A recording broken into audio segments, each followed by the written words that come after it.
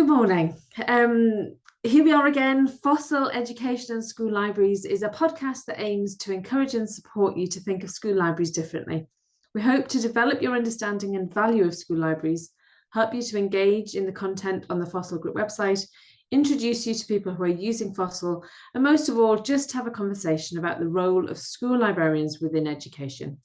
So today, Darryl and I are going to look more closely at some of the exciting developments for this academic year, which will hopefully challenge but excite you in equal measures. So let's crack on. Hi, Darryl. Hope you're well. Yeah, good. Thanks to you, Elizabeth. Good, good. Been a busy summer, hasn't it? Certainly has. So last time we were talking, weren't we, about the developments that were going on over the summer, and I do know that some exciting publications have happened recently. I've just had one land in my inbox just this week from you, Darryl. So tell us a little bit more about what's going on. Yeah, so there've been a number of concrete developments over the summer, which will require a fair bit of work over the next year, but I'm really excited about what the outcomes of those will be. Okay. So maybe just to start, I'm guessing most people who are going to be listening are back at school now. Yes. And one of the things that happened over the course of last year was the Year 9 signature work inquiry that I am responsible for. So I am responsible for the development and the teaching of that Year 9 signature work. This year, that was timetabled as a separate subject. So I have one timetabled lesson a week with the 3 Year 9 classes. And they also have a weekly homework allocation. Okay. So the interdisciplinary aspect of that still remains. So there is still the close collaboration with the English department towards the speaking and listening, the GCSE speaking and listening exam, the collaboration with the geography department, history department, theology department. But what it does do is it gives me an opportunity to think about the content and the outcome of that signature work inquiry over the course of the year in a way that I wasn't able to do before. Because you weren't involved in the assessment side of it before? No, more because last year that lesson came out of the English lesson. So it was one of the English lessons. All right. The advantage of that was that it was very obviously embedded in English. Yeah. But it did mean that at certain times there was a bit of a pull in different directions because of requirements within English that it was still aligned, but it was an English lesson that we were using for the signature work inquiry. So I had to be mindful of that and responsive to that. Whereas now there's an independence to that signature work that wasn't there before. Because that's interesting, isn't it? Because we talk a lot about trying to integrate inquiry within the curriculum, yet you are sounding happy that you now have an independent inquiry that sounds like it's standalone. So it's not so I think there is an opportunity and a challenge or possibly even a threat, because it would be very easy for me now to look inward and just do my own thing. Yes. When in fact the opportunity is the exact opposite. Okay. So because I have greater control over exactly what it is that I'm trying to achieve from an inquiry perspective. So in terms of developing an inquiry mindset and process for the children, so equipping them with the skills to become more engaged and empowered inquirers, Okay. I can work on that now in a way that I wasn't able to before. But that only really makes sense then to the extent that it is meaningfully connected with stuff that students are doing in other subjects. Okay. So So, how do you make sure that that happens though? so that comes out Sorry, of excuse me. an understanding, and that's always the challenge for us. It comes Yeah, out it of an is. understanding of the curriculum. So, what Okay. is it that children are learning in different subjects at different times? Yeah. Um, Seeing how the what I'm trying to accomplish with them, seeing where that might meaningfully integrate with work that colleagues in other subjects are doing at certain times. Okay. And then it comes out of relationship, building relationship with those departments and colleagues in those departments, um, to create opportunities for um, work that I'm doing and work that they are doing to weave together. So, for example, in choosing, so the theme for the Year 9 signature work is living well in a world worth living in, Okay. which allows us to uh, approach that through the United Nations Sustainable Development Goals. Okay. They are doing development in geography in the first term.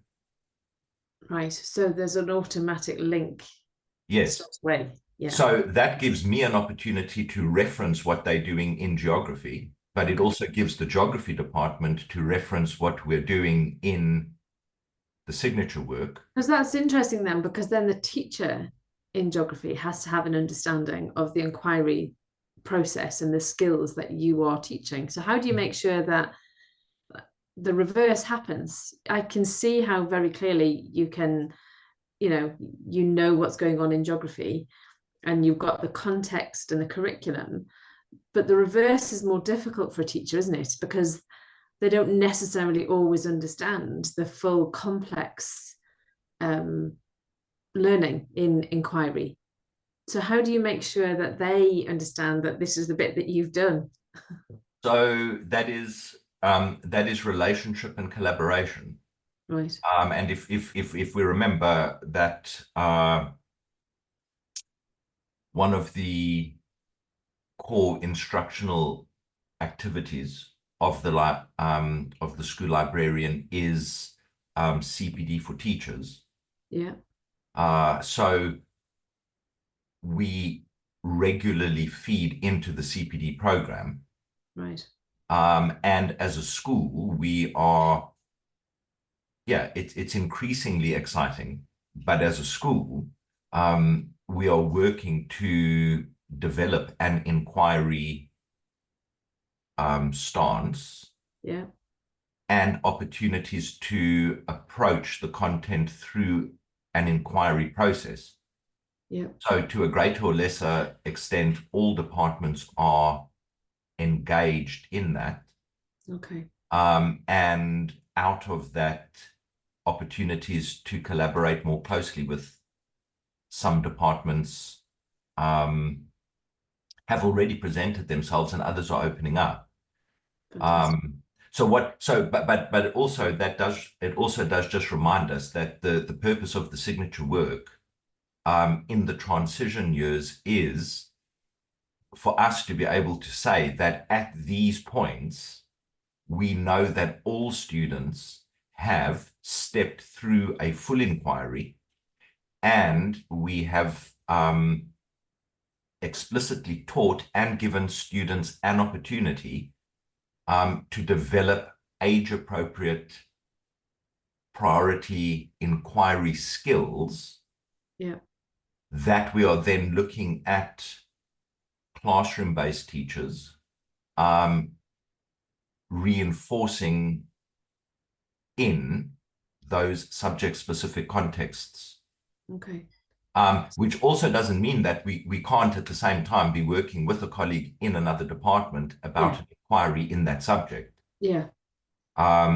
It's just that the year 9 is such a key year for us to be able to really focus on the stance, the process, and the skills that enable the process. So do you see, or have you seen evidence of students coming into the library that are behaving in a different way because they are becoming more of having a better inquiry mindset? Well, so to give you well, yes. So I'm very excited about this year because this is our 4th year at Blanchland. Yeah. And what we're really starting to see now, I'm beginning to see, is so we had a Scholars Society meeting on Thursday evening. So that was the inaugural Scholars Society meeting on Thursday. Jenny and I are helping to run that. So sorry, for those that don't know, what is the Scholars Society? So it's just an opportunity. It's an opportunity for students who have displayed a desire to go beyond the taught curriculum. Okay, all right. So enrichment.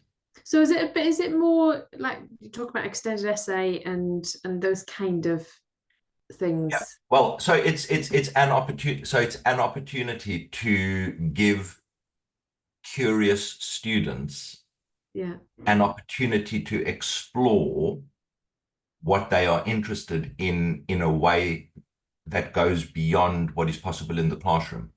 Okay. Okay. How many of you had turn up? Well, so that was it. So that was initially by invitation. Yeah. So over the course of the last year, certain students have displayed both a desire and a willingness. Yeah, and that's really in the first instance what we're trying to support. But the interesting thing there is that that's for year 7, 8, 9, and 10. Okay. And it just struck me that so this is the first year now really that we're starting to see. So we had students in that group who'd done the year 6 signature work inquiry last year, who are now in year 7, as well as students in year 8 who'd done it the year before. Okay. Yeah. So this is the first time now that we're really starting to see students coming into secondary school who have been exposed to a really well-designed and supported interdisciplinary signature work inquiry in year 6. Okay. Okay. So the two things that are interesting about that is the kind of interactions that we are having in the library outside of lesson time. Yeah. So conversations with students. I'm very excited about that. That's very difficult to measure. However, last year we introduced the HPQ, which is an earlier or simpler.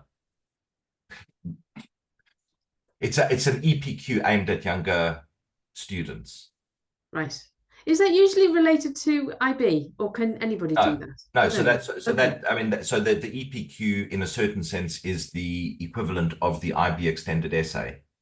Right. Okay, that's me getting middled up. Yeah. Yes. So that counts as half an A level. Yes. And that the HPQ in a certain sense is kind of like somewhere between a half and a GCSE, Right. which means something slightly different at that age. But so we launched that last year, and that was the first year of students who had done the year 9 signature work with me. Yeah. And there were a handful of students we were finding our way, they were finding their way, and that cohort has gone through now. So they do the HPQ in year 10, so it's done, and they can focus on their other GCSEs. And that was, under the circumstances, we were very happy with a handful of students and their outcome. Predicted outcome. But that group has more than doubled in size. Brilliant. From the lot who I had last year for the year 9 signature work, and that was the most, so that is the most well-developed signature work experience for year 9 that I've managed yet, because I was finding my way into it. But the difference between the previous cohort and this cohort for the HPQ is extraordinary. In terms of attitude, in terms of commitment, and right from the outset, in terms of independent work, and a real understanding of the process and what the stages of the process require. Now, of course, it's going to take this year for them to finish, so we'll still have to see. And then, of course, we will only find out at some later point what their grades are. And if I'm being honest, my experience so far of the year 9s for the signature work with me is completely different to last year. And that is because we're starting to see students who've had a really meaningful experience of a challenging and rewarding signature work inquiry in year 6 starting to make it through to year 9. Now, that is just going to continue up through the school. How exciting. It sounds amazing. It must be lovely to see something begin to bud and flower in a way that is, although the theory is all there, it should, we've talked about it enough, isn't it, haven't we, that actually to see it actually happening, it you must feel really proud of your students as well as yourselves, of course. Yes, and that, I mean, that is actually the point. The point is we're trying to develop engaged and empowered inquirers, students who are curious and who are willing and able to explore that curiosity and become increasingly independent in their learning. So and that's really what it's all about. And it leads to potentially really exciting, what's the higher level inquiry? It's gone out of my head. The EPQ. Oh, EPQ, yes. Those students coming through to do that from, year 6, it should just be off the scale. So I think this year's year 10, because for them, they develop extraordinary skills in year 10.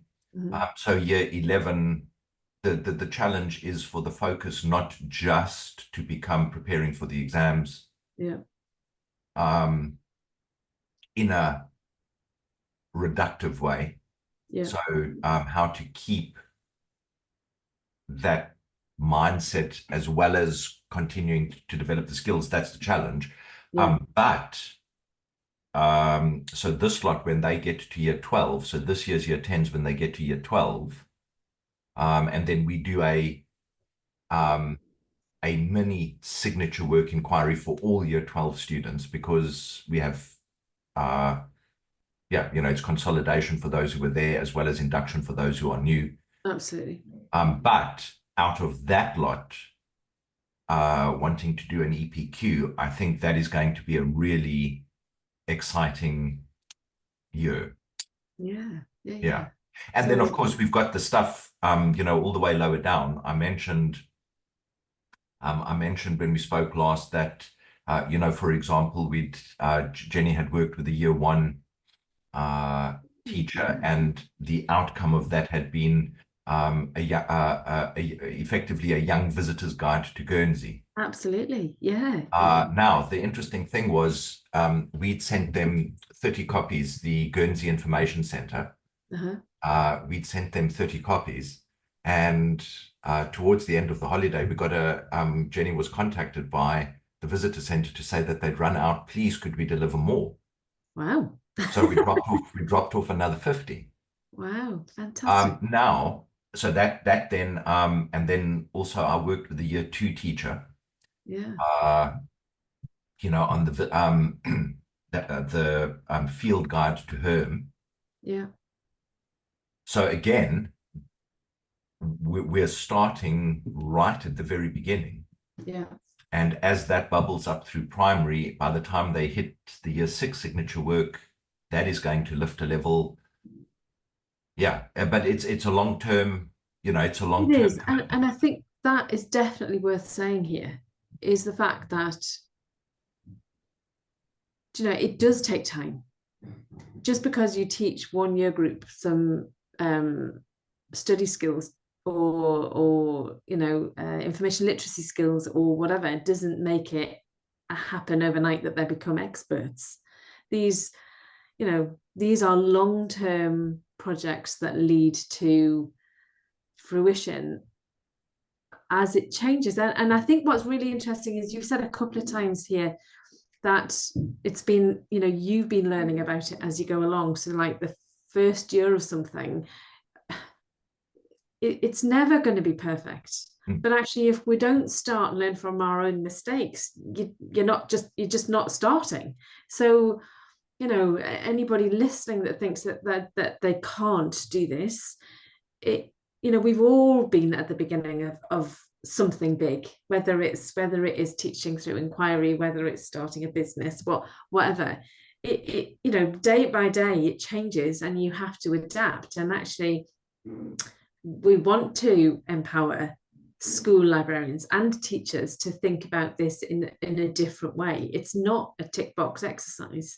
It's embedding these skills from the earliest child, the youngest child in reception, and nurturing that and at the end of their school life actually having something really valuable and concrete within their being, in the way that they live and behave and actually find information, isn't it?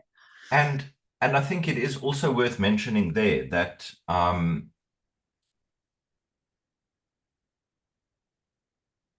it's not about the skills. No, exactly. It's about the learning and the process of learning and collaborating with classroom colleagues Yeah. On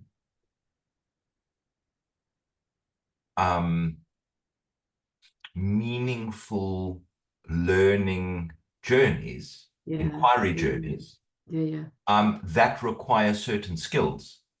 So that really, and I mean, maybe that is also worth just reminding people here, that is, I think, a real strength of FOSIL, which comes from the work that Barbara did, the Empire State Information Fluency Continuum, is that so we have a sound model of the process. Yes. But we also have an extraordinarily clear picture of the kinds of skills, not information literacy skills, not media and information literacy skills. No, yeah. Learning skills, which include those skills. Yes. For each stage in the process, but also each stage or year in the student's journey through school. Yeah. So the starting point is, what is it that the students are learning? How can we work with the classroom teacher to to step them through a process of learning that requires certain skills that we then have an opportunity to teach and to develop year on year on year. Yeah. But that, so we've had some extraordinary early opportunities to work with colleagues to design full inquiry. Yeah. And with other colleagues, it's superficially less dramatic. Yeah. Because even just changing the way that you view and are beginning to approach something is huge. And, some colleagues have more time or less time to rethink what they do and how they do it. Yeah. So even just getting somebody to see what they are doing in a slightly different way is a huge achievement that then plays itself out possibly very slowly over a long period of time. Yeah. So it's always going to be a mix of exciting, demanding, challenging, and slower, more gentle, more gradual change. So I think it is also worth pointing out here that people listening to this making, well, Darryl's been doing this since, talking about this since what, 2003? And it has been a real learning curve, transition, steeped in it. If a school librarian is listening to this who currently wants more, but is embedded in that issuing and returning books, keeping children behaving themselves at lunchtime, can we help them in any way to begin to engage? Because you can't talk to teachers about this unless you're learning about it or you understand it at least a little bit. So what is the first step? Like I talk about the information literacy, no, not information literacy, the IFLA school library guidelines that point out what it is that you as a school librarian could and should be doing. Is that the starting point, or do we just jump straight into FOSIL? But where? There's so much of it now. What's their stepping stone? What's their first step? So, I mean, that actually leads into pretty much all of the other developments. Yeah. The Absolutely. other developments. Yeah. So maybe I should just start, because obviously we are talking and these podcasts are recorded. Yes. And those podcasts link more or less explicitly to the FOSIL Group website, where there is a growing collection of stuff. Yes. And the purpose of setting up the FOSIL Group website was to share what we were learning. Yes. So that it might be helpful for other people, but also crucially, until you reflect on something and try to communicate it, express it. Yeah. So there's the inquiry process. I'm trying to figure something out. It's not really making sense. Eventually it makes sense. I've learned something. I need to share that learning. Yes. So it helps us to understand more clearly what it is that we're doing and what the lessons are that we need to learn from that when we reflect on something and share it in the forum, as well as the resources that we've developed. But also, there are a growing number of, I mean, it's slightly oddly named, but that was the website structure we inherited. The newsroom. I try to add all of the articles that I've written to the newsroom. So the article that I sent you that I've just written with Lee Fitzgerald, who's the editor of Access in Australia. Can I share that in the show notes? Yes. So I'm going to, as soon as we finish speaking, I'm going to add that article to the newsroom, because I've just received the final version, the published version of the article. Yeah. So I will put that up. And then the point about the FOSIL group is not just that it's a collection of stuff, it's also intended to be a community. Yes. And to the extent that people have time, which is in short supply, Yes. to discuss things. Yeah. So to reach out to other people, and to the extent that it's possible for people to help each other. Yeah. And so whatever the next step is, however big or seemingly small, there's an opportunity to discuss there. Obviously, you are available to help people Yeah. at So various yeah, points in their journey.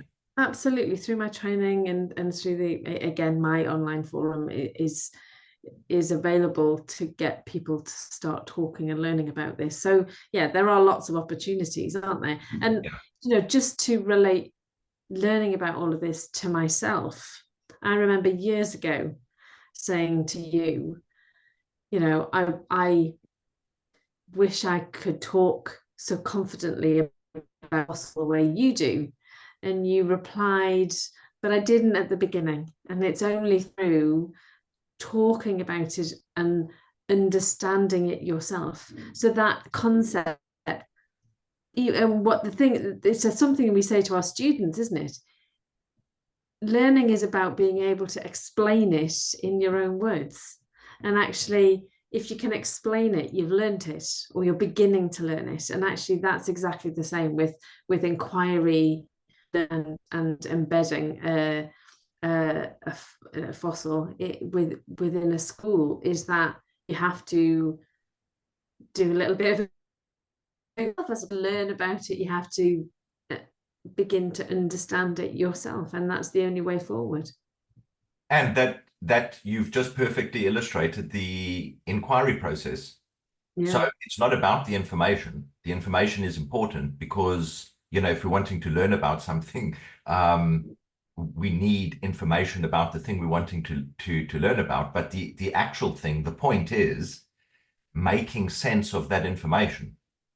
Yeah. And then the only way that you know that you have made sense of it is if you are able to share it. Yeah. Yeah. And the other thing, just to encourage people with here, is that there are certain things about FOSIL and FOSIL-based inquiry and education that I can speak about very, very confidently and comfortably because I have been wrestling with it for so long, journeying with it for so long. However, there's still so much I don't know, and am still trying to figure out that I cannot speak as confidently and as comfortably about because I'm in the unknown. Yeah. So I think it would be a mistake to say, to look at certain things, for example, that I can talk about confidently and comfortably, and maybe get the impression that I think I know everything, when in fact there are many things, and we have in fact on this podcast where intuitively I have a sense of, but I'm still trying to figure it out, and to figure it out in a way that I can explain. Absolutely. Absolutely. So I don't want this podcast, for the new school year, to go on too long. Is there anything that you'd like to finish with? Yes. Or give us a taster. I know there's always something else to say, Darryl. It's a taste of what might be coming up in the future. So I just mention a couple of things that I think are very exciting, but may also be very helpful in the context of what we've spoken about. So I wrote, so I can't remember how many it was, short pieces for the UK School Library Association's journal, the School Librarian. So in print. Right. And we got to a point where we decided that that contribution should go online Okay. as a kind of a combination of a blog post and discussion around the blog post. Right. So I've collated all of the contributions that I've made to the school librarian in the FOSIL group forum. Right. And I've just written the first online installment, which So was that because the SLA, isn't it, you could only get access to the school librarian if you were an SLA member. Is your discussions going to be for members only? no. So I wrote that for the school librarian, Yes. but I also shared what I'd written in the FOSIL group forum. Right. So while the discussion part around the blog post would be for SLA members, Yeah. the the blog post itself has a broader audience. So there are things that I'm working through there that are really important for the development of FOSIL, but I think also for school librarianship more broadly. Yeah. That colleagues, say for example in Australia or America, aren't going to subscribe to the SLA to be able to read. No. So there will be a dimension of the stuff that I write for the SLA that will only be available to SLA members, but aspects of that I will share more broadly. Right. That sounds great. But the purpose of that, so the purpose of that, and I'm quite excited because the shift from the print to the online has given me an opportunity to take a step back and start from the beginning. Yes. So what I'm trying to do is to make a case for school libraries. Yeah. So, and then to develop that practically. Right. So I'm hoping that very soon the first of those blog posts will be published. And then I'm intending to do a new blog post every 2 months. Okay. So I've already begun to work on the second blog post, which then develops the argument that I've put forward along practical lines. And basically what that boils down to is inquiry is essential. And luckily for us, the library, by its very nature, is an enabler and driver of inquiry. Right. Yep. So that should hopefully be happening very soon. Kind of related to that is I did mention that Barbara and I were approached by Bloomsbury Libraries Unlimited. Yes. To write a book. Well, to submit a proposal to write a book. Okay. Yeah. Yeah. So we submitted the proposal and the editorial review board sent it back with some recommendations, which we did. We sent back. It then went out for professional review. Yeah. So I'm very, very pleased to say that it's come back from professional review and was unanimously graded A. Needed a definite buy. That's good. So the proposal now has gone to the final editorial review board meeting on the 19th of this month. Yeah. And we are very hopeful that the proposal will be accepted and then the hard work begins. Absolutely. Yeah. So the point about that is that the book is the working title of the book is Inquiry as Conversation, Bringing Wonder to Life. Right. So this thing of inquiry as conversation, inquiry is conversation with the world around us. So me and the world that I find myself in, me and the people who, me and myself in my head, me and stuff that I am reading or finding out in other ways. Yeah. So it's an opportunity to bring together and to structure, to consolidate both theory and practice. Yeah. So it has to have a practical outworking. Yeah. But it's a combination of stuff that we have already done with really exciting things that we are still working on and have an opportunity through the book to develop more fully and integrate more fully. Fantastic. So hopefully, hopefully that sometime will next year or the year after.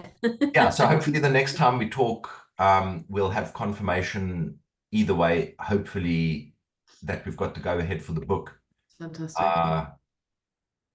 And that, so even as we are working on that book, clearly in our conversations, in other stuff that I write, aspects of this greater clarity will be available. Yes. To help whoever is interested take whatever the next step for them is. Fantastic. And I expect credit for anything I say. Yeah, and maybe just the last thing to mention there, which also is a practical thing, is just I think we've had 4 meetings now with Britannica Education. Okay. Yeah, and that collaboration is really exciting because it's giving us an opportunity to deepen our understanding of the inquiry process, but specifically from the perspective of resources. Right. So it's giving us an opportunity to think about the resources that we have, both print and online, in a much deeper way. And we're hoping to be able to. Were you involved in another company at that I might be taking this off slightly, but that didn't work out in the way that you thought it was going to. I can't think who that was. Yeah, I mean, but hopefully this one. Well, no, this is already concrete in a way that other one just that one just never materialized. It never went anywhere. Right. Which in a certain sense is a bit of a pity, but better. Yeah. This is already there is bearing some very interesting and tangible fruit. Okay, that sounds great. That sounds really good. So is that it for this week then? It This is. month. Good. Okay, so I'm going to finish off by saying the FOSIL Group website is free and open to all. We hope that you will take some time to check out this website, which includes resources and, more importantly, the forum where you can discover more about what others are doing and join in the conversation. The link to the website can be found in the show notes below. We hope that you enjoy listening to our FOSIL podcast. As always, if you'd like to comment on anything you've heard, we'd love to hear from you. Don't forget to subscribe to this podcast so you don't miss out on future discussions. Thank you very much for listening.